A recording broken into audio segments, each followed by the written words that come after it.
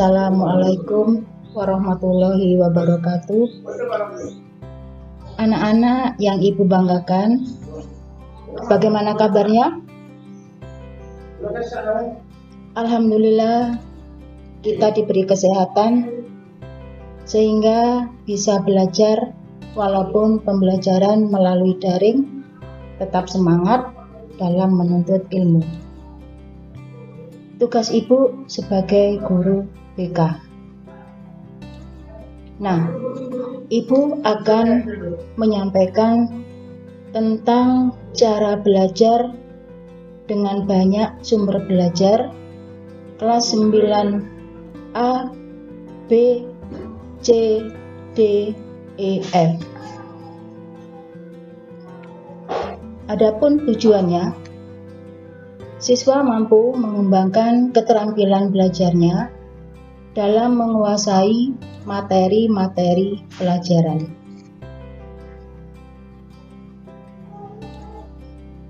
Adapun belajar, pengertiannya adalah suatu kegiatan yang ditandai dengan adanya perubahan sikap seseorang dari tidak bisa menjadi bisa, dari tidak mengerti menjadi mengerti, dari tidak terampil menjadi terampil. Perubahan sikap tersebut mencakup 1. Yaitu perubahan pengetahuan atau kognitif, yaitu dari tidak bisa menjadi bisa. Contohnya, dari tidak bisa membaca, tidak bisa menulis, tidak bisa berhitung, menjadi bisa membaca, menulis, berhitung. Yang kedua, perubahan sikap afektif, yaitu dari perilaku negatif menjadi perilaku yang positif. Saya ambil contoh, tadinya melanggar peraturan di sekolah menjadi mematuhi peraturan yang ada di sekolah. Yang ketiga, perubahan keterampilan atau disebut dengan psikomotor, yaitu dari tidak terampil menjadi terampil. Saya ambil contoh juga, misalnya tidak mengerjakan tugas, tidak mengerjakan PR, tidak mengikuti praktek, akhirnya mengerjakan tugas, mengerjakan PR, dan mengikuti kegiatan praktek. Kita lanjut. Agar belajarnya efektif dan mendapat hasil yang optimal, maka perlu diperhatikan faktor-faktor yang berkaitan dengan belajar adalah sebagai berikut. Yang pertama adalah niat belajar.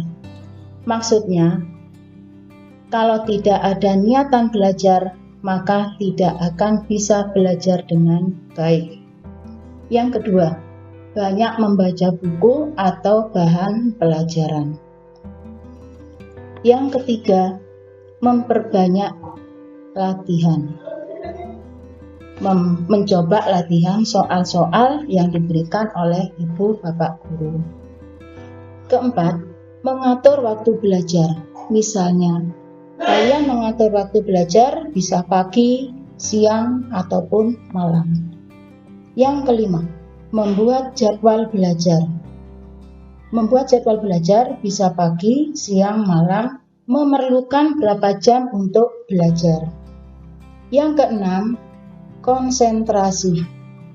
Fokus pada pelajaran apa yang akan dipelajari. Ketujuh, tempat belajar. Diatur sedemikian rupa agar tercipta lingkungan yang nyaman. Kita lanjut. Cara belajar dengan menggunakan sumber-sumber belajar.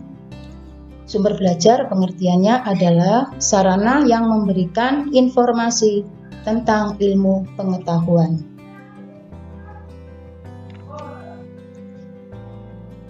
Sumber belajar dapat diperoleh dari dalam maupun dari luar sekolah. Yang pertama, sumber belajar dari dalam sekolah, yaitu Yang pertama adalah dari guru dan personil sekolah. Guru melaksanakan kegiatan belajar di dalam kelas. Yang kedua, perpustakaan.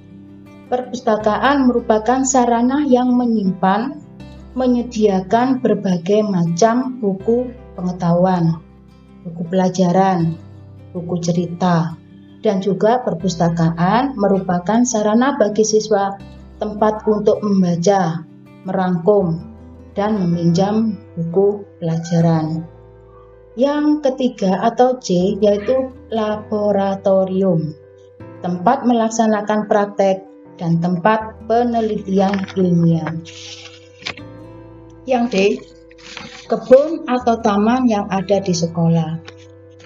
Dapat dijadikan semacam apotek hidup, menanam tanaman yang bermanfaat untuk bidang kesehatan, seperti tanaman jahe, kencur, kunyit, temulawak, dan sebagainya yang ada kaitannya dengan bidang kesehatan. Yang E, masjid atau musola adalah tempat ibadah, membaca Al-Quran, tempat mengaji, memperingati hari-hari besar agama. Yang F, lapangan upacara dan lapangan olahraga, yaitu tempat untuk upacara, latihan baris berbaris, tempat olahraga, tempat untuk kegiatan ekstrakurikuler, misalnya pramuka, PMR, dan sebagainya. Kita lanjut. Yang kedua, sumber belajar dari luar sekolah, yaitu dengan memperoleh informasi guna menambah dan memperkaya ilmu pengetahuan yang telah kita dapat di sekolah. Sumber belajar dari luar sekolah kita peroleh dari orang tua atau anggota keluarga lainnya. Ilmu yang kita peroleh dari orang tua adalah seperti keteladanan, nasihat, dan bimbingan. Yang B, berbagai media, baik media cetak maupun media elektronik. Contohnya, di sini Ibu ambil contoh yaitu koran, bisa dari koran atau surat kabar, majalah atau tabloid, radio, internet, HP, televisi. Lanjut.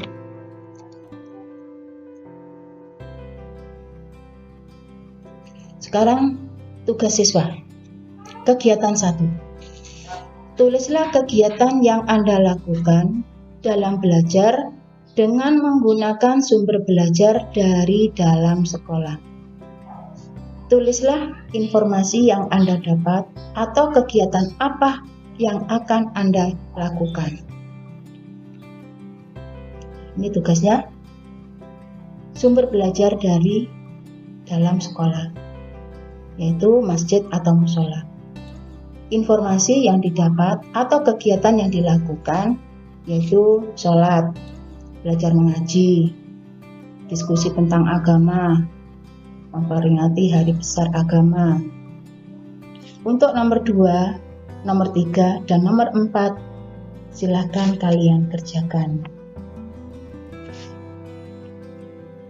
Untuk berikutnya, kegiatan kedua, tulislah kegiatan yang Anda lakukan dalam belajar dengan menggunakan sumber belajar dari luar sekolah dan informasi apa saja yang didapat. Sama dengan kegiatan 1, Bu Guru memberikan contoh sumber belajar dari luar sekolah, misalnya orang tua atau keluarga. Informasi yang didapat atau kegiatan yang dilakukan, yang pertama yaitu keteladanan, yang kedua nasihat, yang ketiga bimbingan. Untuk tugas nomor 2, 3, dan 4 silakan dikerjakan juga. Cukup sekian yang Ibu sampaikan. Apabila ada yang kurang dipahami, silakan japri Bu Guru. Tugas dikerjakan di kertas folio bergaris, dimasukkan ke dalam map, dan dikumpulkan sesuai jadwal yang telah ditentukan. Selamat mengerjakan. Terima kasih. Assalamualaikum warahmatullahi wabarakatuh. Jangan lupa follow sosial media sekolah kita di IG, YouTube untuk mendapatkan info terkini seputar sekolah kita.